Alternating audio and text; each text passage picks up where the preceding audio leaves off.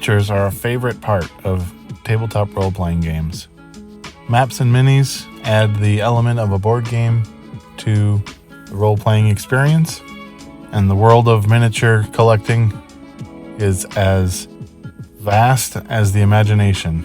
But miniatures can become a very expensive hobby very quickly. So in today's video, I'm going to be searching for day after deals and sharing with you some of my tips for finding or making cost-effective miniatures. I'm Gunter, this is MiniMishaps Games, and it is the day after Valentines.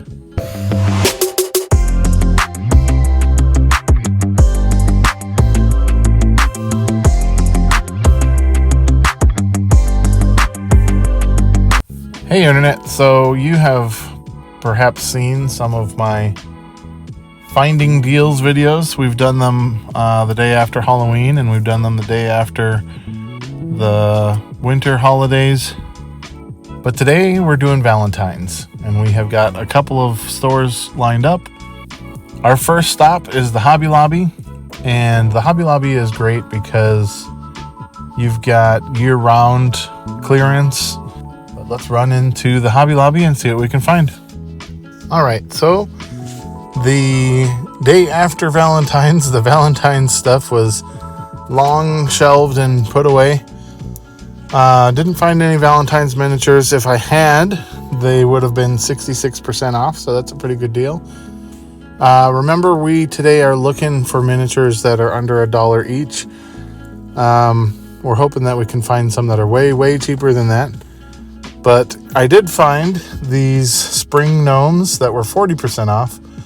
So I ended up paying $2.24 for 3, which brought each miniature's price to about 75 cents.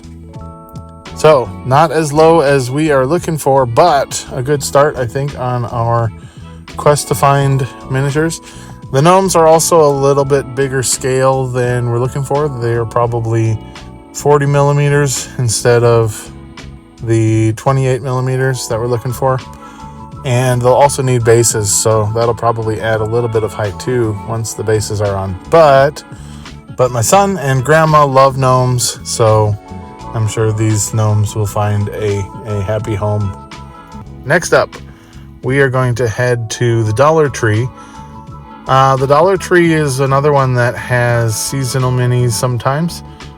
They also have a fairy garden section year-round. So, and they have, of course, a small toy section as well. So we'll check all three of those, and let's head into the Dollar Tree. So the Dollar Tree was the same story as the Hobby Lobby. The Valentine stuff was already out, and it would have been marked to clearance, but they're already a dollar store, so not really much change in the price. But I didn't find any Valentine's miniatures in there.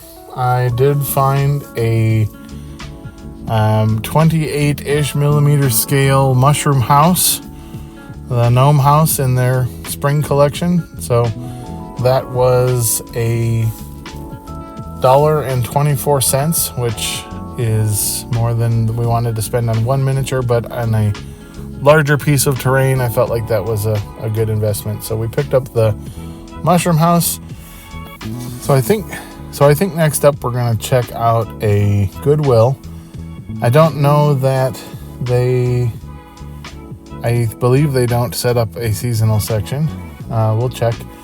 But also, just on any trip where you're looking for good deals, the secondhand stores are a good place to look. So we're going to head into the Goodwill.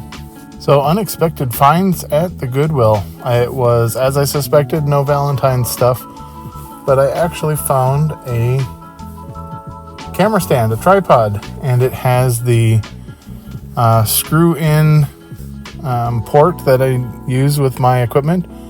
So that was an amazing $2 find, not related to minis, but related to the channel and making the videos here. And then the other thing I found for $5 was the Parker Brothers Simpsons version of the Clue game.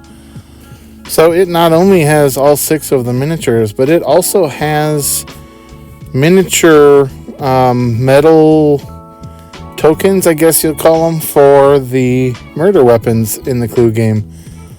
So these minis are awesome. They're not, I don't think, metal as I previously believed, but they are a pretty incredible scale for using with the tabletop role-playing game. So that is awesome. I'm very excited about that. I'm a Simpsons fan. I'm a minis nerd, so this, and we ended up getting all 6 of these minis, if you don't count the tokens. Just the minis ended up being 83 cents each, instead of the plus that would include the rest of the game being free.